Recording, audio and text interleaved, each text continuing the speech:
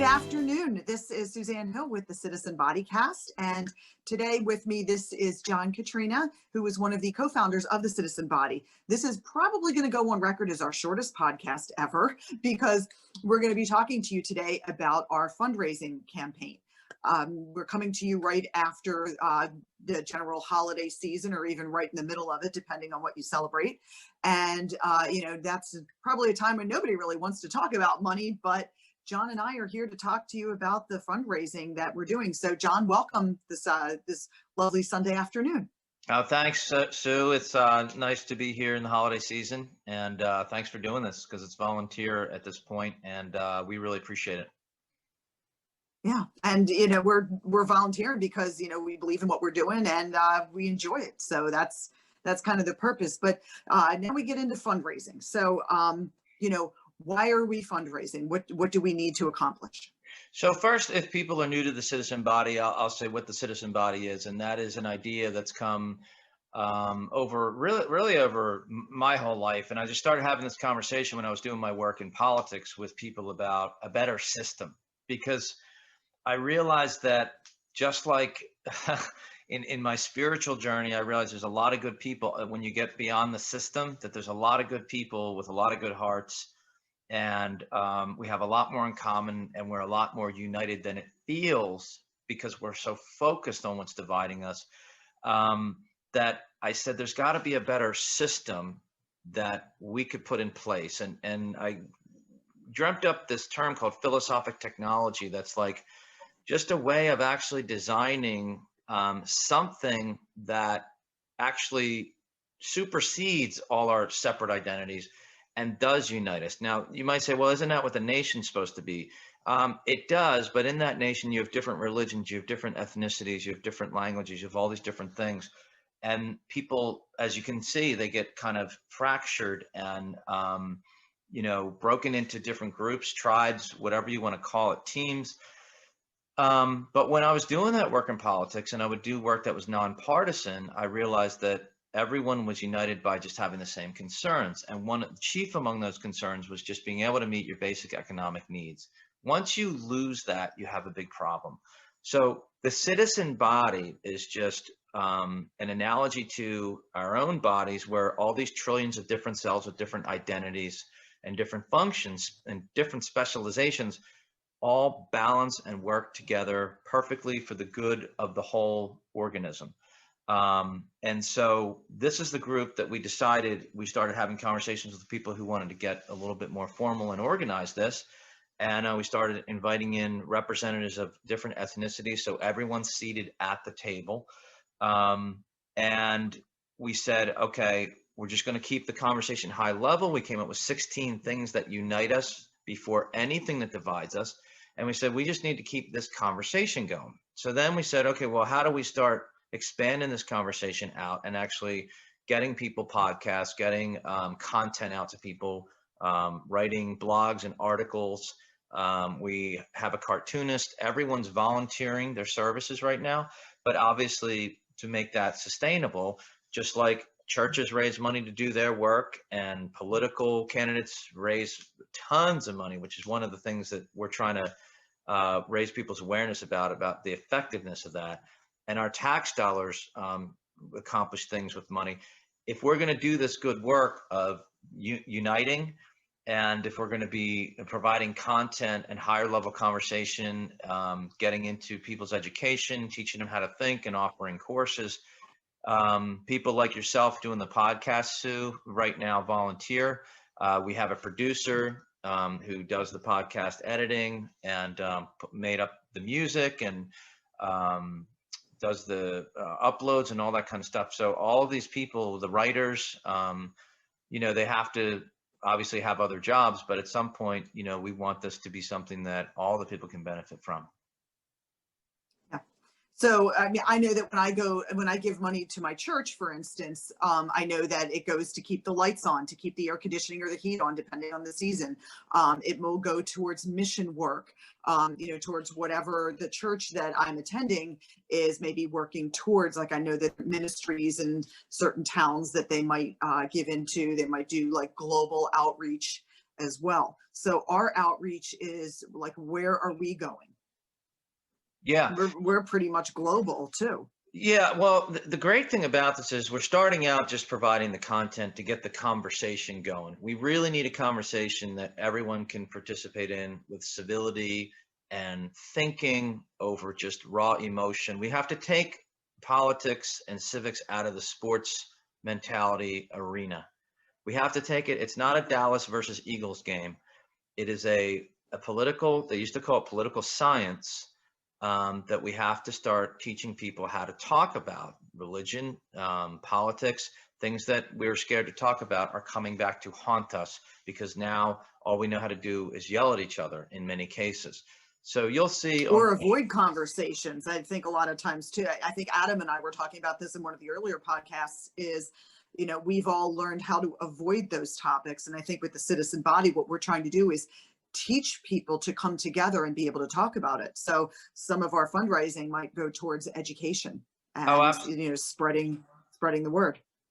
Yeah, absolutely. And that's a great point. It's avoidance. I mean, any medical condition you have, any psychological condition, avoidance is never the long-term solution. It's a temporary coping mechanism, right? But it comes back to haunt you if that becomes your modus operandi, right? So what do we do with it? The nice thing is we start out with content, we start out with the conversation. As the conversation spreads and we start putting money behind the idea, one of the this is what excites me the most. Longer term in kind of a three-phase plan, there is a infrastructure which most people aren't even aware exists. And that is the way that elections are done and the political infrastructure. We're not a political organization. But my political work led me to realize that we can replicate with neutral citizen body people, the ward leaders and committee people systems where each voting precinct has a representative of the political party. So there'll be a Republican committee person and a Democratic committee person in your voting precinct, which is roughly usually around like 3,000 to 5,000 people per precinct. Those precincts then make up a ward, which a lot of people don't even really know. We probably lose some people because we're starting to talk like it sounds like politics, but those wards then make up counties. These are the political divisions. Then the counties obviously make up a state. That's how you get your state results of your election. It goes down. It goes down to that voting precinct, which when they put together, they make up a ward, and the wards put together make up a county. When we went door to door on a program and we were actually offering help to people and education, it was a watershed moment for me because I realized this is the work that really we should be doing, not saying vote for this guy, vote for this guy, because the voting for the different parties, you see the results of it. The results of the red-blue war, for lack of a better word, are what we have. We have runaway healthcare costs, runaway college costs, runaway real estate costs. It's almost criminal costs, paying double what the world or triple what the world pays in some cases. I say the rest of the world by comparison. And that's not a red problem or blue problem. That's a systemic problem in our system. So the citizen body is a layer in our system that puts the people's power back and insulates against the runaway concentration of power that we're seeing. So if we were to kind of, I mean, when you're talking about this, I'm in my head, I'm picturing like a pyramid, and, kind of at the top are our leaders and our big power, and then, smaller power down here. And where in that pyramid do you see, like, remember the food pyramid from grade school? And, you had they told you to eat, like, I think 4 servings of bread. And, where do you see our, power of the people? Do you see that at the top of the pyramid or closer to the bottom? I do. My food pyramid was a big pizza. That's what. Maybe that's why it's cut in triangles. Who knows? Yeah. Well, it's really it's most people are, I think, waking up to the fact, so especially with this latest stimulus package, that you almost have like a giant pyramid scheme. You have, it's not like someone sat down and masterminded it, but the way that and this is When I talk to people who didn't actually work and make their living in politics, you can tell that they're lacking information, because it's sort of like they're talking about sports, but they never played the sport, you know? Yeah. It does operate like a big pyramid scheme. And when we start, the problems really started when we started paying politicians and making careers out of it. I saw this in Philadelphia on a local level. It then becomes $100,000 job that was intended to be part-time. You can keep your full-time job in most cases. So if you're making, 100,000 as a lawyer, and then you get another 120,000 for being on city council, for instance, you're now at like 220,000, and you're making laws for people that, average median income is probably around 30,000 in Philadelphia. So, Yeah. it starts to give the person notoriety, a little bit of fame, money, and political power, and it's too much. It's a bad deal. The reason they didn't pay people at first to do this is because they realized that the balance of power is, wait, they're going to have power to make laws. They're going to have some notoriety or fame out of this. So let's not add money to it and upset the balance of power even more. So the pyramid scheme comes in where the power keeps growing at the top, and it's in the ruling class, and then the corporations start funding these campaigns. We just raised $14 billion, and more than that with these Senate races in Georgia now, which is double from 2016 what we did in the election cycle then. And that's a huge amount of money. If you add in our tax money, you're talking about $4 trillion that we're giving the government and toward political purposes. And look at the results that we're getting. So where did the citizen body then come into this pyramid that really has become a pyramid scheme? That's exactly it, is to start redirecting, like cutting off that power flow to the few at the top. And it's not an angry, it's like a militant thing. It's not like blaming individuals. It's looking at a system. And that's what I mean by philosophic technology. The design is, if the people's power were harnessed together as a unit, and they put economics first, and they said our median income is the main determiner, it's the main factor that determines whether everything else starts to fall into place. Because you can talk about a lot of social issues and a lot of things, and they are important, but if you're wondering where your next meals come from, your prioritization really hits you in the face, because you can't deny that. So where it comes in is that people start realizing their own power to direct the power. So what that means is, when you shop small, for instance, and you're not creating trillionaires or decabillionaires or billionaires, and you realize that your money is creating that, then when you shop small, your money's creating more 100,000aires or millionaires. That's smarter. That's where citizen body comes in, showing them a system that naturally distributes the money better, not giving more than 4 trillion to the government and saying, you distribute this better, right? It's us realizing it, and that's an educational process. Then there's the voting small, which is taking the money out of politics on our own by knowing how to vote better, voting for third parties and small parties and candidates that aren't raising a lot of money, because that money that these candidates are raising comes from the same class that ends up making the laws. And that's the cycle, and that's where citizen body comes in, is to disrupt that and act as a kind of a regulator that keeps the power from concentrating at the top, because the people are united in their power. I hope that makes sense. It does. I think I can make sense with it with a little drawing. I am not the cartoonist, but if this is a pyramid and we've got the power up here, I would say that probably our citizen body, like our people, like you and I and everybody else, we're down here. And I think what the citizen body is attempting to do is flip the pyramid. So if the power is still up here, it's happening with the people.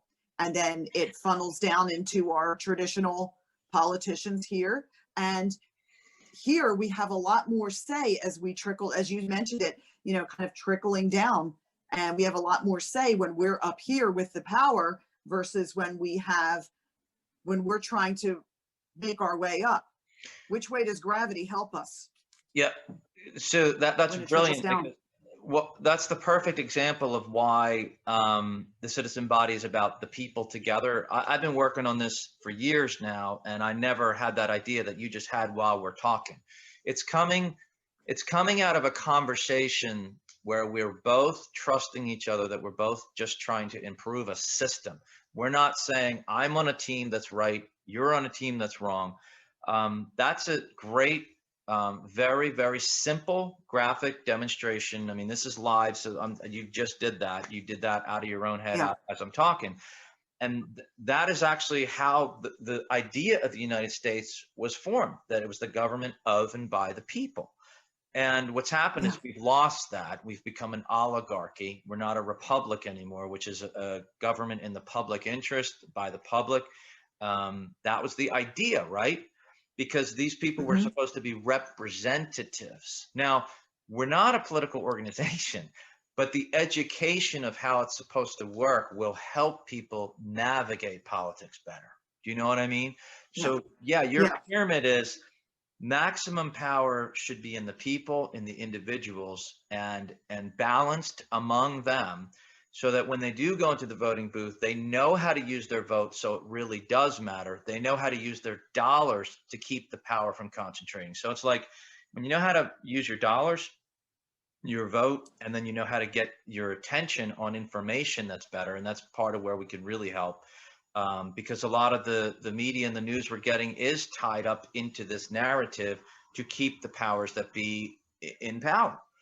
And Hmm. then also the arts and entertainment piece of it is something we also get into, because by supporting small and local artists, you're getting art at a more honest form and a less commoditized form. And there again, you're not having people's admiration, money concentrate into a few giant mega enterprises, versus maybe you have like artists in your local area that you're supporting, and they're making art that's more independent and free thinking than you're getting from the giant corporate arts and entertainment.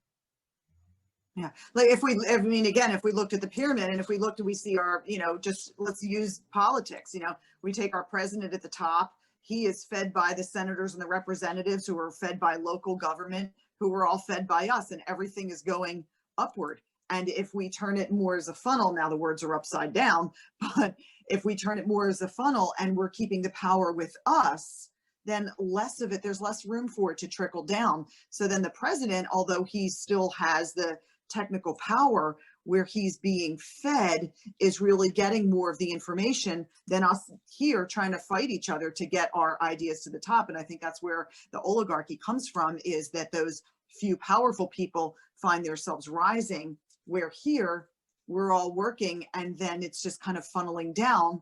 And the ideas and the power, they make their way down easily versus everybody fighting upwards. Yeah, that's great. So I'm so glad we did this. And this was your idea, by the way, to do this mini podcast, or sorry, mini citizen bodycast, as we're calling the podcast. But that pyramid thing is a great image for people to take. It's like, okay, well, if the people really were in power as it was originally intended, these representatives are just representatives of the people. They're not bosses. We're the bosses. And if we're the Mm-hmm. bosses, we look at the performance and we say, okay, well, we're paying this guy $175,000. And for the last 40 years or 50 years, for the past 4 or 5 decades, the middle class income has been, in the median household income has been stagnant, maybe up about 10%, but against 300% increases in healthcare, in real estate, in college costs. And there's no, and even something like daycare for kids at $1,000 a month plus wasn't really a main expense 40 or 50 years ago, when the majority of households actually only had one earner. So now we have the majority of households having 2 earners, and that requires daycare. So you add in another $1,000 a month for health insurance, a couple thousand a month for the typical family, $1,000 a month for daycare, and then you add in college at, 25,000. 1,000 a month for daycare is a little, you're lowballing it a little bit for some Right. of us. Well, that's what and I'm, my daughter's 12 now, so I'm probably going back to, 2008 prices or something. So see what Yeah. I mean? Well, It just, yeah. And the income's not, 16 years later, I'm my daycare, they're raising their cost, and it is now I pay $24 more. No, $14 more than my mortgage each month for daycare. Daycare see, is actually superseded the cost of my home. and that's because, both people have to work. And so the thing is Yeah. that we're not trying to make some kind of political issue out of it. We're just saying that the way the system grew is it really concentrates too much power in too few people, the pyramid with the pointy part at the top. And it was supposed to be those people are volunteering essentially to service the public and the people so that they retain the power. It wasn't supposed to be So, that they get in power to be in power. They're supposed to represent us to keep the power in the people. yeah. So getting back to the fundraising, how Yeah. does that fit in with our vision? Right. So like any enterprise, I was saying how we do $4 trillion between taxes and political donations. So, this idea has come, as you can see, this is growing. Your ideas are coming as we talk with your pyramid, upside down pyramid, the idea to do this in a podcast. It's growing out of these conversations that I was having when I was in politics, when I was not content with what I saw in the system. I had to ask people for money for a candidate. And, like a lot of people, I thought, oh, well, this candidate's really going to change the world. He's a good guy. He's an honest guy. But then I watched that candidate get into the system, and then what you had to do to actually raise money. And I was like, these are all the people, the big businesses, the corporations, and the big influences that are already benefiting from the game, the system as is. So unless you curry favor with them, you're just like this little candidate that can't raise any money. And I'm like, this is where the system's broken, because the only way that you get into office is by, kissing the ring of the people that are already in the power structure pyramid anyway. Does that make sense? Yeah. So then what Mhm. happened was I said, there's got to be a way. And, certain politicians have come along where they've gotten a lot of small donations from the people, and that's a step in the right direction. It doesn't mean I agree with all their policies or anything like that. But the idea that the people have the power, and one of the major things we want to teach is 330 million people mathematically should never be at the mercy of 30,000 people. It's a mathematical improbability. It just means that there's something that the 330 million are not organized to harness their power. So the fundraising comes in where it's like, not only do we all need to start having a conversation and a place, and that's what the citizen body is trying to provide, is a community, a sanctuary where we can have these conversations that aren't about one person being right, one party being right. It's about this system. We're focused from an alien perspective on the system.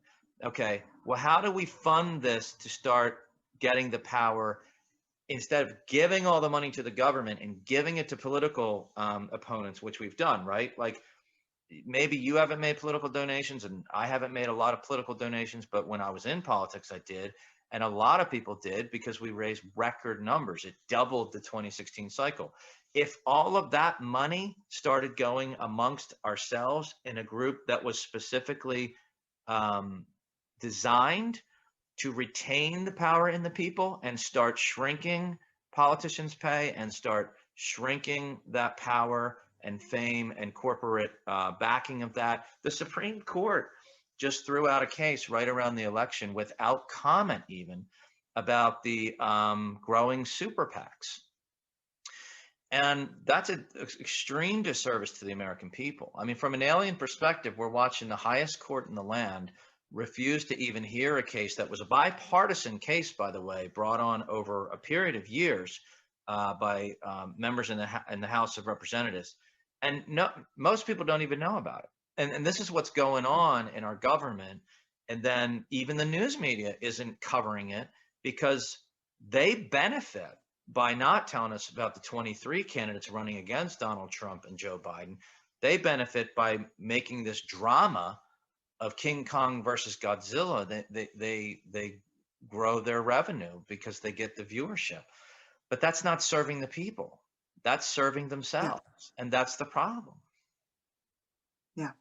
So with our fundraiser, we're looking to try to grow the citizen body. So it's a place where, we can educate ourselves. It's a place where we can learn to, converse about the things that unite us and not focus on the things that divide us, which seems to be the kind of climate that we've been in our world lately.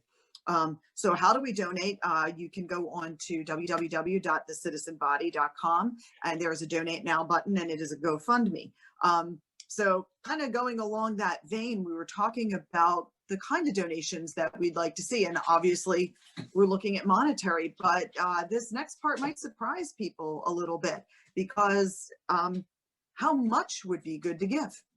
I know that if when I see a GoFundMe, I know some people, like I'll take, for example, somebody who's been in a horrific accident, and you might see a family set up a GoFundMe, and they're like, we need to pay so-and-so's medical bills, we need to cover funeral expenses, and they set out a goal, and that's what they're looking, what the goal is towards, that we're fundraising for someone's medical expenses, and we're expecting them, for a lifetime of care, that's going to grow. So think about this as a lifetime of care for all of us in the citizen body. But what are we looking for? What's our goal? Yeah, well, I'm actually glad you brought that up, Sue. I will note, I think you had a time constraint, so we're about 6 minutes from 1. So just if you need to wrap up. Yeah, that's fine. But GoFundMe has become a huge way people pay their medical bills, which is absurd. And it should never be happening in a nation of our, sophistication and development. But that's part of why the citizen body needs to exist, is because the system that created a healthcare system that has people forced into raising money to pay medical bills is a really broken system. So the citizen body is steering that money away from politicians and away from the government and toward ourselves. So we start educating ourselves, empowering ourselves by putting the money into the community and by putting the money into education, programming, and assistance, that they start to realize that their taxes and everything that's being wasted in waste, fraud, and abuse in government is what's bleeding. I mean, $4 trillion in taxes and political donations. I mean, 13 trillion is the total, or this year is about 18 trillion, but the total income of every person in the United States added up. So that's a huge chunk of money. And then we look at what we get back for it. We don't get a lot back for it. It's a bad deal. So the first thing is realize it's a bad deal. But the best part is, it would be better to have 330 million people, or let's say 200 million that are adults, donate $1 or $2 or $3, but GoFundMe's minimum is $5. Then one person. We found that out. Yeah, we found that out. I wish it was one, but it's much more powerful. The whole concept of the citizen body is the power of the group. There's no way, if the 330 million were aligned on one issue, economics, that the median household income should be $100,000 to $120,000. The median, that means 80% of us, most people, should be in that range for the household. We're at 60, 62, we're at half that. By having $1 or $5 donated by every person or even household, if it were person, you get up to $1.5 billion. And what that does is it starts putting power into the people again. Because now the politicians have to deal with people that have power. When they don't have any money and they have to be dependent on the government for everything, every need they have, you lose power every time you accept any kind of dependency. And that's the problem when people think, oh, well, we'll just get the government to provide everything for us. They're providing a significant amount now, and we're getting a pretty raw deal on it. We're not getting wealthier as people. The government's getting wealthier. In Congress, their net worth went from $3.5 billion to $7 billion, doubled in the last 15 years. Yeah. So where would our money be going? So if we, we fundraise, we say we've got, a large amount of people donating a small amount of money, which kind of brings us to a larger amount of money. We already talked about putting that into education, into a place where we can grow and learn. And then if that pot becomes bigger, where are we looking to spread that to? Well, let's start where we are now. So we started out with a $30,000 goal. And we said about a third of that would go to salaries and pay for people like you doing the podcast, for, writers, cartoonists, anybody making content, providing content, managing it, myself for, putting all this together, and, people on the team. And that's to provide the content. The other third would go to the legal and setup fees of what we want to do as a benefit corporation, the insurances, the administrative fees, and some of the operational fees. And then the last third would be advertising and marketing, because we have to get the word out. That's how we want to get started with it. And then from there, as the operation expands, we want to put people in the cities and in the neighborhoods where people have human contact when we're through the pandemic, with like a representative that's actually there, and they'll see the difference between a representative who's there trying to help them with their immediate needs and someone who's just trying to get elected. That's the difference. Yeah. Okay. Yeah. How are we doing on time? So again, I think we're getting close to wrapping up. So, okay. So again, you can donate by going on to www.thecitizenbody.com, and there is a button there that says donate now, and that'll kind of put you right through to our GoFundMe page. Are there any other places to donate, John? Yeah, well, we might put this video right up on the GoFundMe, so this would be the main thing. So you could actually do it right on this same link that you're watching the video okay. on. So we'll, I guess, kind of decide that after the fact, but there is a donate button, a red button on the website homepage. And also, if this video is in the GoFundMe link itself, then you can just go right to that button for GoFundMe right there. Yep. So again, our fundraiser is going to benefit for the education of folks. It's also going for administrative and content fees and any legal fees to set up the corporation. How are you saying it's a benefit? Yeah. So the philosophy is, Sue, that like if businesses were doing it right in the first place, we wouldn't need so many rescue charities to, pick up the pieces of the damage that many businesses have done in the first place. Yeah. Real quickly, it's the Christmas season, and A Christmas Carol was written 177 years ago, and it was talking about this very thing of like, mankind is my business is what the wording was back then. So humankind was my business, the ghost of Jacob Marley says to Ebenezer Scrooge. It's not about penalizing businesses, but it's about setting up a business that doesn't do damage on its way, that helps balance benefit for the owners, and you can have the aspiration to be in business, but it also benefits the society as well in balance. So that's why we want to set it up as that particular entity.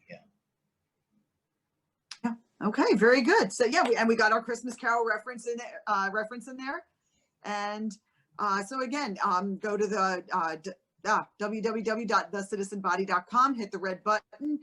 There should be also something, hopefully we're going to link to this broadcast or this podcast. And again, thank you for being with us. I hope everybody has had a great holiday season, and we'll see you on the next episode. Okay, take care, John. I'll see you soon. Thanks a lot, Sue.